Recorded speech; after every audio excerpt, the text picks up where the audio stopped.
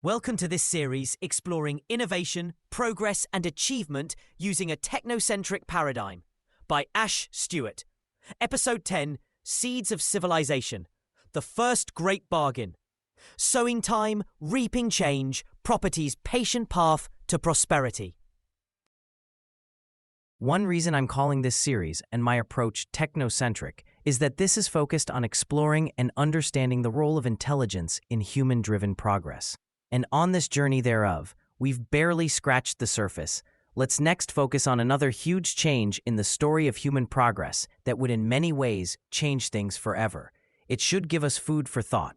When it comes to the application of intelligence, as mentioned above, another key factor is the resources at hand, which also leads to the question of not just what resources are easily available to us, but also how we can make more resources available and more easily.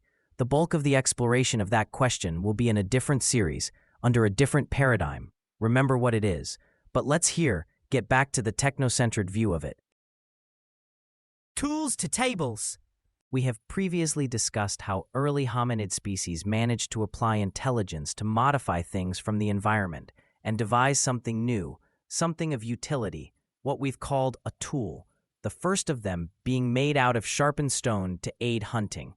We then looked at how, by learning to control fire, we were able to consume the hunted in cooked form, giving us huge reserves of protein and energy, freeing us up for other pursuits. This as such worked. The protein from the meat is explained to have aided the increase of brain size and thus more intelligence, which, in a virtuous circle, enabled better tool-making and so on. But you might say, something was still missing. Or at least, could we, as in the early humans, not have had a more secure source of food than having to chase animals in the wild? Well, as I've touched upon in the previous episode, such calculation might be easy for us to relate to in hindsight, and we cannot assume they went through such a thought process. Early humans would have probably been reasonably satisfied at the idea of hunting game and using fire to cook and eat it, especially if they had memory of not being able to do so, or over time, the example of others not doing so. Gather or grow. We commonly refer to these early human groups as hunter-gatherers, and so far, I've mainly only touched upon the hunting part, as you might have gathered. It is easy to picture that between the two activities, hunting wild game was more likely the remit of the stronger members of the group, mostly males, and complementarily gathering being taken up by the others. Gathering was, of course, literally low-hanging fruit, alongside nuts and berries and such like, thus being physically easier and less risky than hunting. You may be forgiven for entertaining the thought just as me, that such gatherers might have entertained the thought. What if we could always have these fruitful and nutful and berryful trees growing near us always, rather than us having to move from place to place to find new reserves of such easy pickings? But it probably never occurred to such early human groups that such a luxury might even be possible until the right climatic circumstances came along.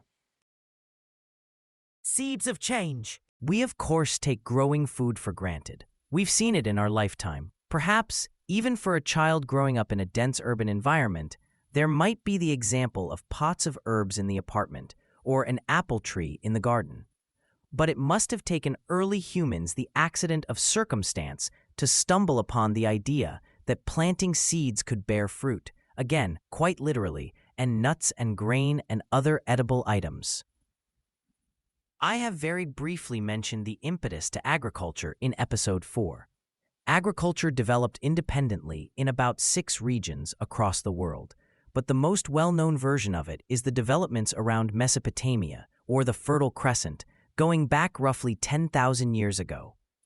The core artifactual details of this development are fairly straightforward to relate to.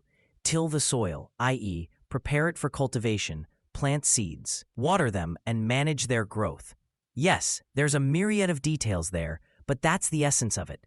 And of course, these would have happened incrementally, by leaps and bounds, by trial and error, spanning hundreds, even a couple of thousands of years, before it became settled practice, in many senses of that phrase.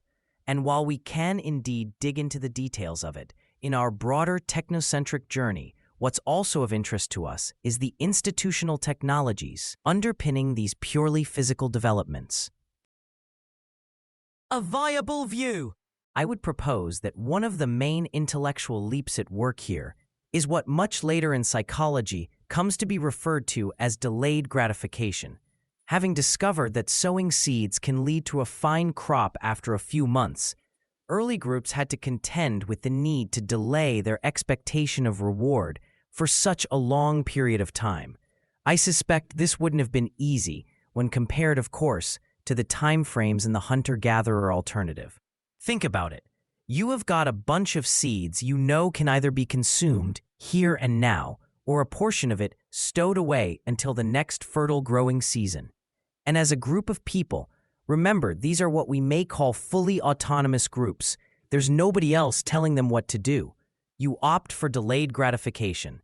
You forego, you forsake, you forfeit the consumption of all the grain in the hope. Yes, in the earliest scenarios, given the vagaries of the environment and their own immature stage of such farming practice, it might have been more wishful thinking than thoughtful planning, in the hope and desire of reaping what you've sown many moons later.